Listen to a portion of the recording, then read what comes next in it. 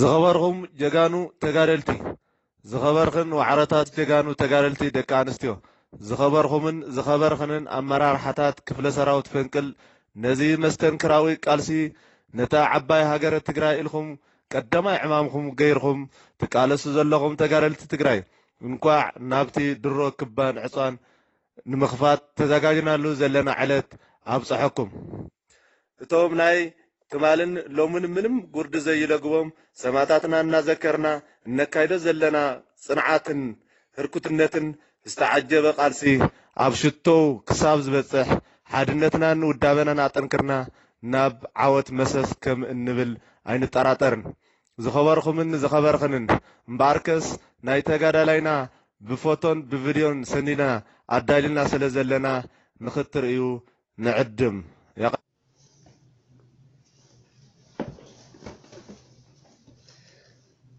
ارمي 40 كلتن كور حاده كفل سراويت فنقل زخبركنن امراحتات كفل سراويت فنقل زخبركنن وعرتاتن انبساتاتن جگانو تگادلتي تግራይ كبرن موغسن نزو منم ጉርዲ ዘይለግቦም ናይ ትማልን ናይ ሎምን ሰማዕታት ከምኡውን ክብሪ ንዓኹም جگانو تگادلتي ደቂ ህዝብ ትግራይ ተጋዳላይ ማለት ክብሪ ተጋዳላይ ማለት ጽንዓት ተጋዳላይ ማለት ፍቅርን በዓራኢን ምእንተ ዝዓባይ ሃገረ ትግራይ ዝቃለስ ዘሎ ወዲ ህዝቢ እዩ ቃልሲ ውጽኢታዊ ዝኸውን ተጋደልቲ መንእሰያትን አመራርሓታትን ብኩለ መዳይ ተናቢቦምን ተረዳዲኦምን ብሳይነሳውን ጥበባውን ክእለት ሓቢሮም እንትሰርሑ እዩ ክፍለ ሰራዊት ፈንቅል ብሉጻትን ሰብ ተመክሮን አመራርሓታት ዝወነነት ጠንካራ ተዋጋአይን በልሕን ሰራዊት ዝሓዘት ክፍለ ሰራዊት እያ እዚ መንእሰይ እዚ ብዘለዎ ተፈጥራውን ትግራዋይነትን ዓቕሚ እናተጠቐመ ዓንድ ሕቆ ህዝቡን ዓንድ ምዃኑ ተረዲኡ ጸላእቱን ኣብ ሓጺር ግዜ ደኳዕኳዕ ዓቢሉ እታን ምንያ ዓባይ ሃገረ ትግራይ ክርክብን ሒደት ደቃይቅ ተሪፎንኦ ኣለዋ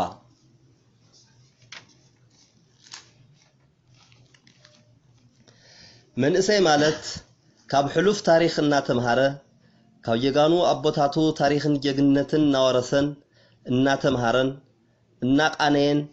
ዓዲ ዝርከብን ወለዶ ዘረክብን በዓል ተሃራፋይን ተፈታውን ጀግነትን ስነ ምግባርን ዘለውን ዝወነነን መንእሰይ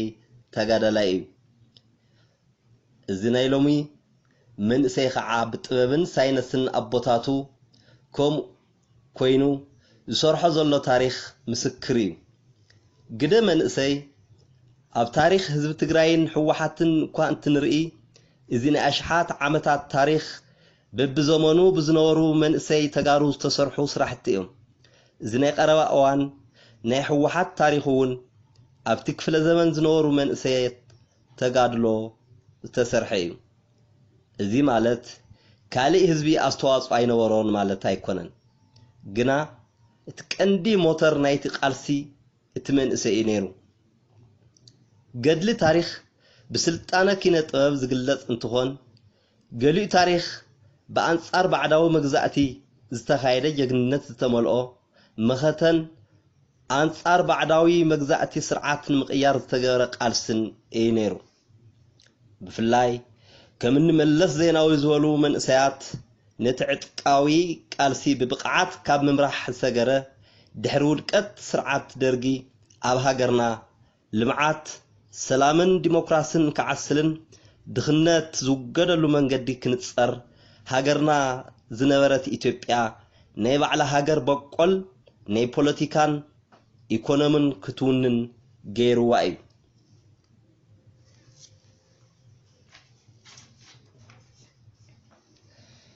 አንጻር ባዕዳውያን ጸላእቲ ኣብ ዝተገበረ ኩናት ህዝቢ ትግራይ ወሳናይ ስርሒት ዝነበሮ ምዃኑ ንሱውን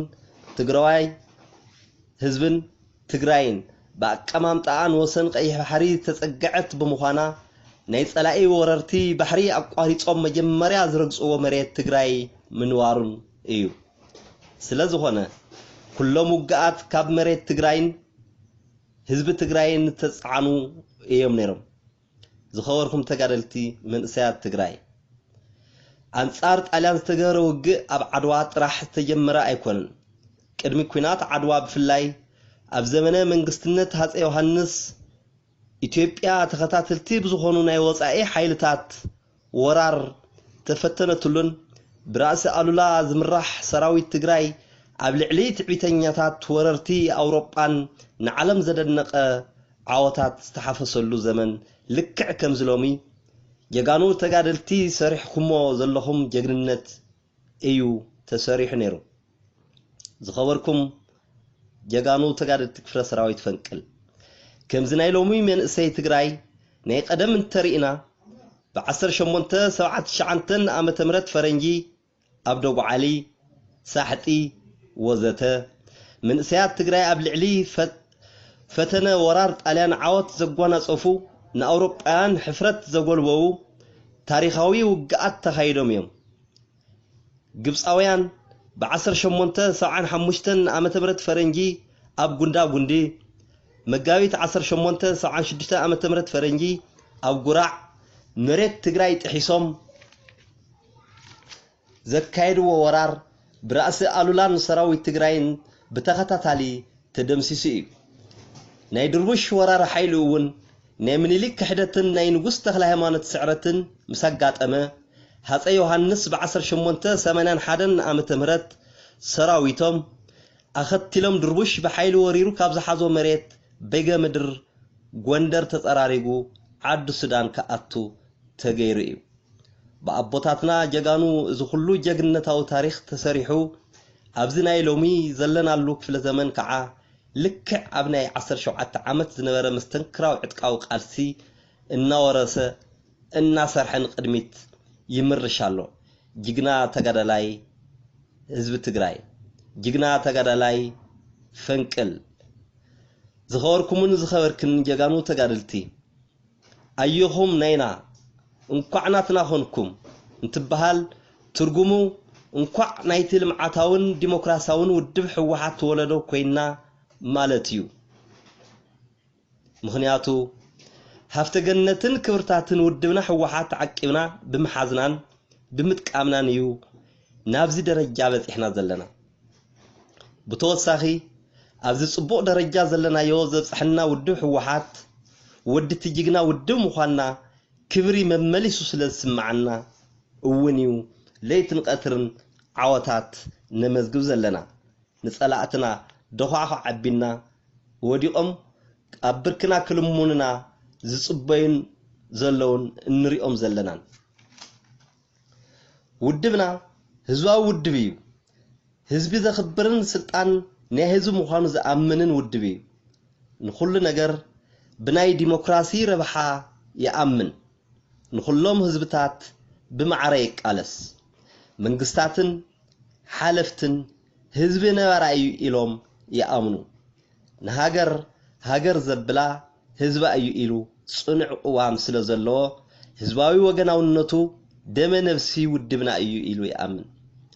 ህዝባውነት ውድብና እምነት ካልኦት ህዝብታት ኣብ ሕወሓት ክጥንክር ዝገበረ ወርቃውን ፍሉይ መለለይ ክብርን ኮይኑ እዩ ንሕና ናይዚ ዘመን ወለዶ መናእሰያት ከዓ ናይዞም ኩሎም ጀጋኑ ኣያታትናን ታሪኽን ጀግንነትን ወሲድና ኣብ ክንዲ ናቶምን ልዕሊኦምን እናተቃለስና ነዛ ዓባይ ሃገረ ትግራይ ንምስራት ኩሉ ግዜ ድልዋት ምዃንና ፍሉጥ እዩ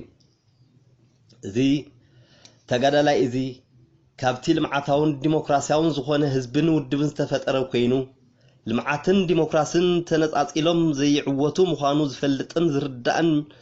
መሰላት ውልቀን ጉጅለን ህዝብታት ኣተኣሳሲሩ ዝሪእን ዝትግብርን ንተግባራውነቱ ዝቃለስን ፍሉይ ሓይሊ እዩ ኩሉ ነገር ምስ ህዝቢ ኮይንኻ ተማይጥኻ ብዲሞክራሲ መንገዲ ጥራሕ እዩ ዝዕወት ዝብል እምነት ውድብና ዲሞክራሲያዊ ባህሪ ውድብናን ህዝብናን ንጸላእትናን ካልኦት ሓይልታትን ክርክርን ምይጥን ይኣምን ንኣፈላላያት በቃርስን ብምክባርን ዝኣሊ ውድብ እዩ ዝኸበርክንን ተጋደልቲ ቃልሲ ቃልስና መስተንክራዊ ጽንዓት ዕላማ ዝተረኣየሉ ቃልስን ውድብን እዩ ቃልስናን ቃልሲ ውድብናን ተጀሚሩ ክሳብ ዝዛዘም ብጽንዓት ዝቕጽል እዩ ጽንዓት ቃልስና ብመስዋዕትነትን ውፍይነትን ብጸዋርነትን በህርኩትነትን ዝግለጽ እዩ መንእሰይ ትግራይ ብመሪር መስዋዕቲ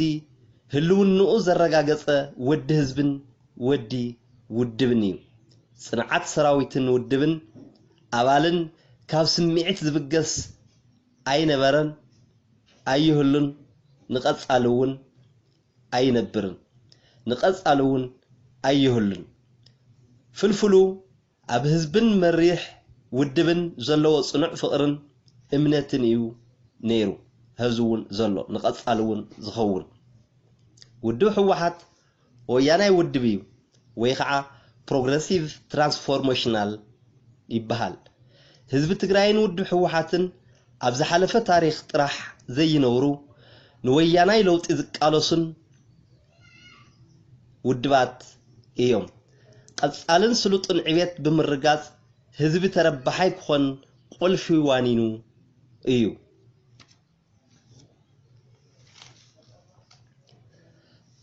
ህዝብናን ውድብናን ንውሽጡ ዝርኢ ወይ ከዓ ኢንዋርድ ሉኪንግ ባዕሉ ንምእራም ኩሉ ግዜ ድልው ዝኾነ ውድብን ህዝብን እዩ በዚ መሰረት እውን በዓል ብዙሕ ክብርን ተዓዋታይን ዝኾነን ስለ ዘይጋገን ኣይኮነን የግዳስ ናይ ተግባር ውድብ ብምዃኑን ንብዙሓት ጌጋታት ዝተቃልዕ ክኸውን ይኽእል ምስጢር ዓወቱ ድማ ንጌጋታቱ ብዘይ ንሕስያ ተቐቢሉ በቃልሲ ዝእርምን ብምዃኑ ዝግምግምን ብምዃኑ ንቐጻሊ መፍትሕታት ኣነፂሩ ዝኸይድ ብምዃኑን እዩ ካብ ዝኾነ ነገር ንላዕሊ ንውድብና ሓደጋ ዝኸውን ናይ ውሽጡ ሽግር እዩ ኢሉ ይኣምን ነዚ ድማ እቲ መፍትሒ ኣብ ባዕሉ እዩ ዝብል ጽኑዕ መርገጺ ኣለዎ ንነገራት ህድእ ኢሉ ፈለማ ውሽጣዊ ኩነታት ኣብ ሳይነሳውን ትንተና እናተመስረተ ነፃን ግልጽን ቃልስን የካይድ ድሕረታቱ ድማ ኣሚኑ ንምትዕራይ ዘይሸማገል እዩ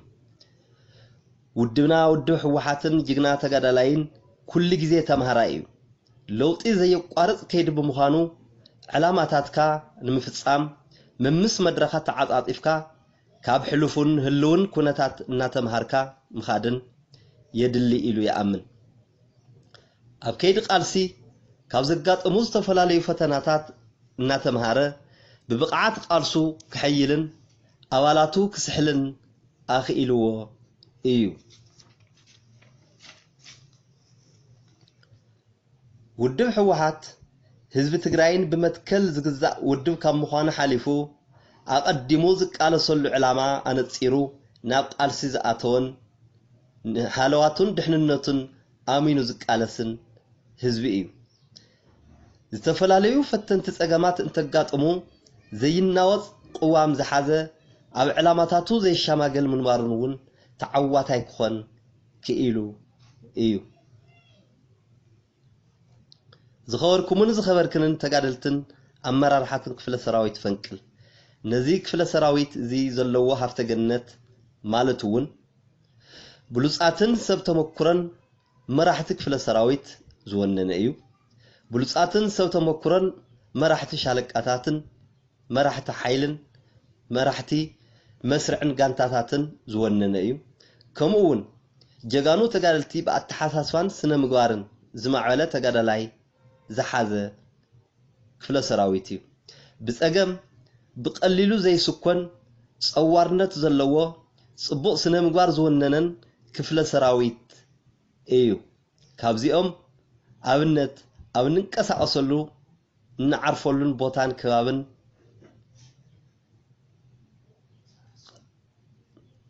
ቀዲምና እንትንሪኦ ምስ ሕብረተሰብ ከባቢ ዘለዎ ጽቡቕ ዝምድና ብዝበለጸ ጽቡቕ ብምዃኑ ካብ ትግራይ ወፃን ኣብ ውሽጢ ትግራይን ካብ ሕብረተሰብ ምስጋናን ጽቡቕነትን ክዛረቡሉን ከውጉዕሉን ንሰምዕን ንሪእን ካብዚኦም ዝተፈላለዩ ስራሕቲ ኣብ ናይ ሕብረተሰብ ይነጥፍ ፀሃያይ ይሕግዝ ዓጺድ ይሕግዝ ዝተሰዋሩ ብጸላእቲ መምሃሪ ክፍልታትን ማዕጽዋትን ወንበራትን ከዓ ይጽግንን ኣብ ናይ ጽሬትን ጽባቕን ከተማታት እውን ይነጥፍን ይሳተፍን ኣባላት ክፍለ ሰራዊት ፈንቅል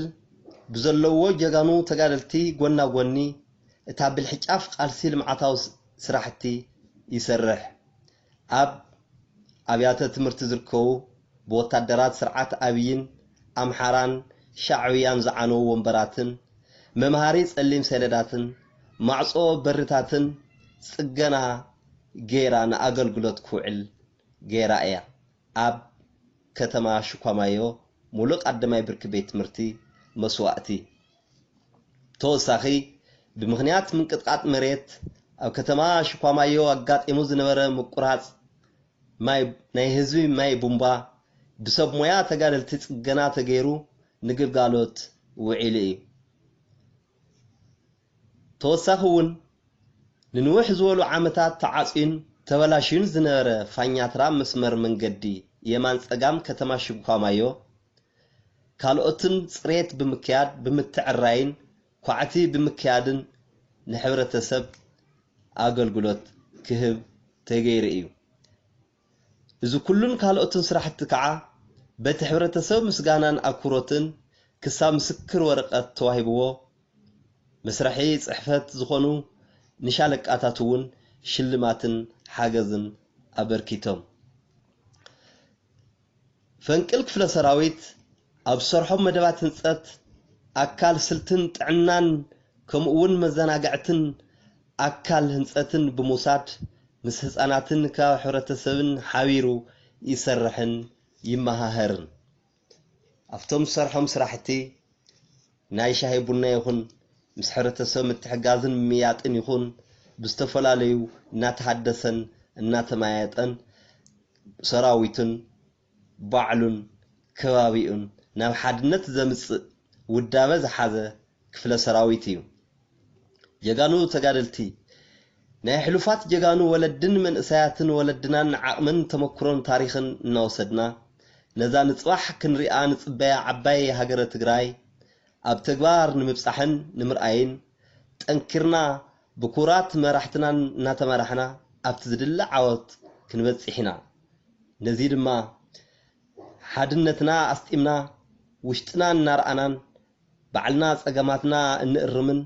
ንምእራም ድልዋት እንትንኸውንን እቲ ሓደ እዩ ካልኣይ ቃልስና ክሳብ ዝዛዘም ብጽንዓትን ጸዋርነትን ህርኩትነትን እንትንቃለስን ጥራሕ እዩ ሳልሳይ ብስነ ምግባር ዝበለጸን ብህዝቢ መንግስትን ተኣማንን ክብሪ ስምዖን ሰራዊት እንትንኸውንን እንትንውንንን እዩ ራብዓይ ዕቤት ህዝብን ሃገርን ዝፈትውን ዝምነን ልምዓታውን ዲሞክራሲያውን ጥቕሚ ዝፈልጥን ዝኣምንን እንትንኸውን እዩ ተወሳኺ እዚ ብቕልጽምና ንብሎ ዘለና ኣብዚ ሕዚ ሰዓት ኣብ ቀጻሊ እውን ብፍልጠትና ባተሓሳስባና ብኢኮኖሚና ኢልና ዓባይ ሃገረ ትግራይን እንሪኦሉን ምዕብልትን ብልጽግትን ሃገር እንውንነሉን ብጸላእቲ ዘይትድፈርን ዘይትንካእን ሃገር እንጭብጠሉን ክኸውን ቅሩብ እዩ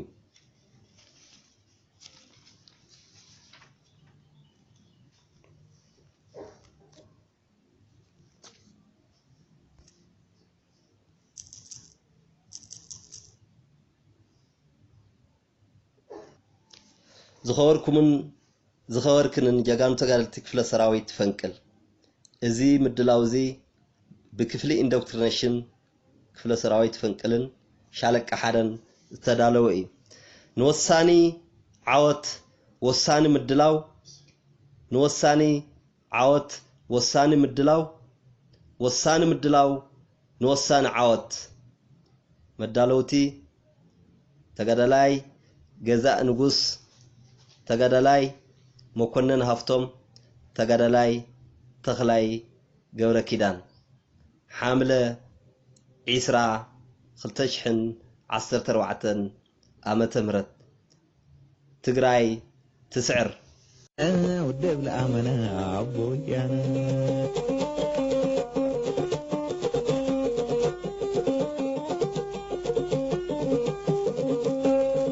حنجيلو ليتحذيلو حلنقا يتسابراي ومانا ودب الأمانة عبويانا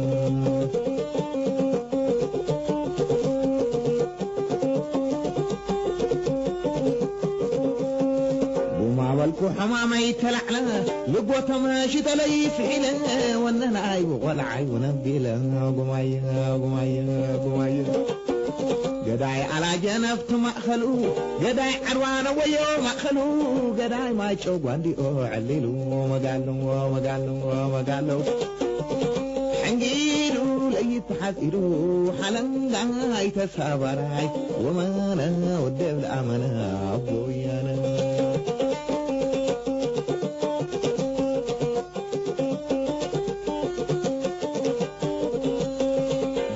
الشافي تلعبخو عبو قرب خوينا لا حرخو محاذا من الشر عدي لي تلمخو قمايا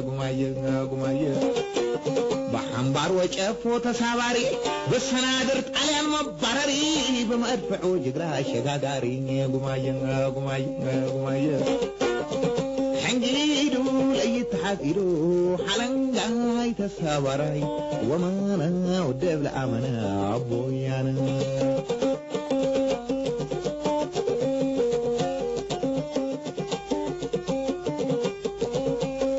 تخصلي صحت صحقاي عبونا عقدم معباي نبريسا طلعي يفكراي قمايا بقبر بعسرات بالله وجوين تفرس بالرأخو شعيت ويدو أفهم أزلق نعكم ومقالو حنجيلو ليتحذيلو حلنقا يتسابراي ومانا ودب الأمانة عبويانا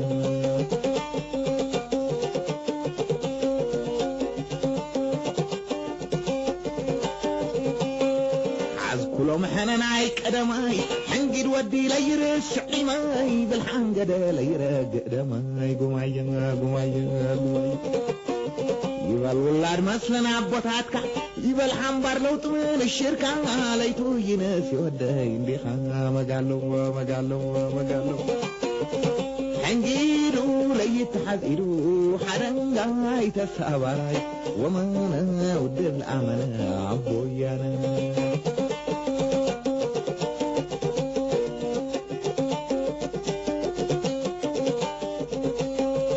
يبال ولاد مثلنا عبوتاتكي يبال حنبار لو طمن الشركي ليتو يناس يبالي انديقي قمايا اي حزني قديما تموتكو عمبابات قاين كابر اخو فداي حنا جنان كاولدكو ومقالو ودب الأمانة عبويانا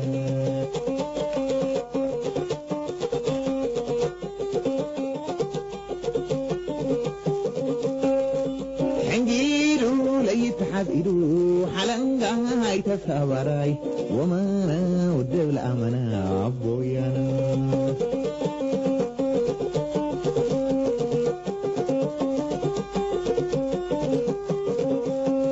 وما بالكو حمامي تلعلا لقوة ماشي تلي فعلا وانا عيب ولا عيب نبيلا قمايا قداي على جنفت مأخلو قداي عروان ويو مأخلو قداي ما يشوق واندي عليلو مقالو حنجيلو ليتحذيلو حلنقا يتسابراي ومانا ودب الأمانة عبويانا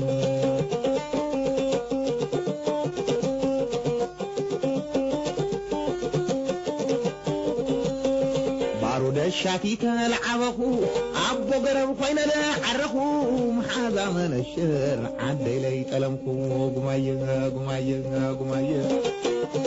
بحنبار وجفو تساباري بالسنادر طاليان مبارري بمدفعو جغرا شغاغاري قمايا حنجيدو ليتحفيدو حلنغاي تساباري ومانا ودبل امنا عبويانا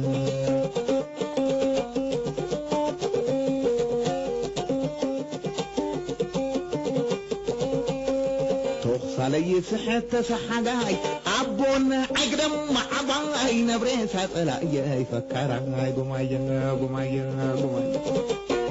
بقبر بأسرات بالله وجو انت فرس بالرأخو شعيت ويدو أفهم أزلق نعكم ومقالو حنجيلو ليتحفيدو حلنغاي تسابراي ومانا ودبل أمانا أبويانا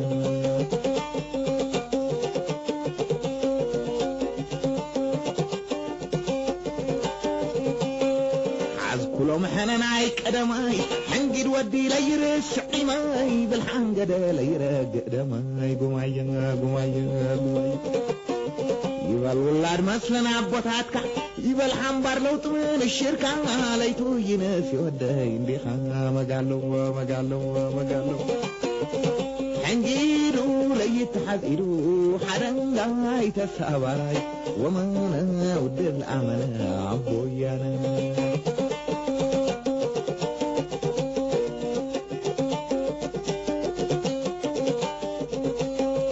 يبال ولاد مثلنا بوتاتكي يبال حنبار لو طمن الشركي ليتو ينسي بالاي نديقي قمايا اي حزني قديما تموتكو عمبابات قاين كابر اخو فداي حنا جنان كاولدكو ومقالو ودب الامنا عبويانا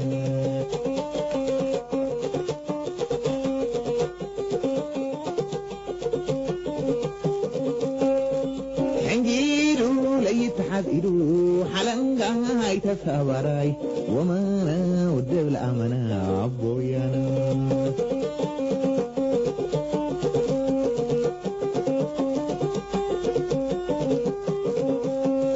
ومعبالكو حمامي تلعلا لقوة ماشي تلي فعلا واننا عيب والعي ونبيلا قمايا قداي على جنفت مأخلو قداي عروان ويو مأخلو قداي ما يشوق عندي عللو مقالو حنجيلو ليتحفيدو حلنغاي تسابراي ومانا ودب الأمنا عبويانا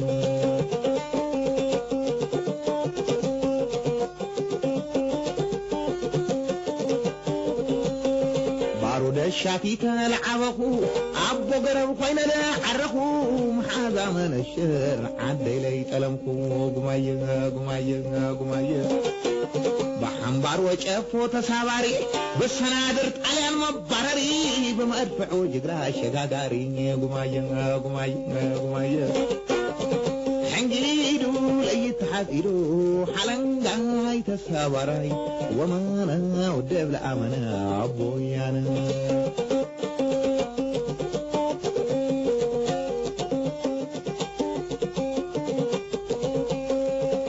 علي سحت سحقاي عبون عقدم معباي نبريسا طلعي فكراي قمايا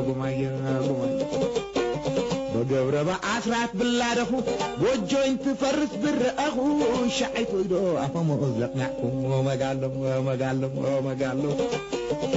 حنجيلو ليتحفيدو حلنغاي تسابراي ومانا ودب الأمنا عبويانا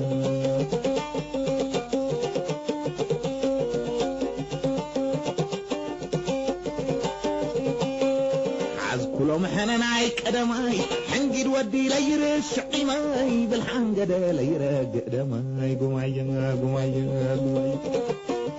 يبال ولاد مثلنا بوتاتك يبال حنبار لو طمن الشركة ليتو ينسي وداي بيخا مقالو حنجيدو ليتحفيدو حدنغاي تسابراي ومانا ودب الأمنا عبويانا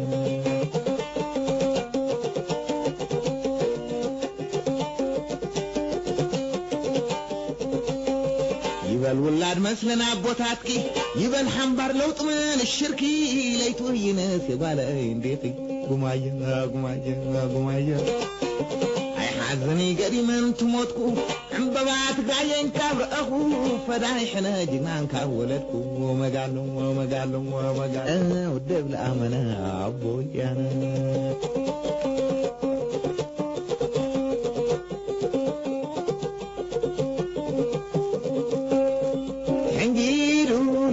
حزيدو حلنقا هاي تسابراي وما ودب الأمنا عبويانا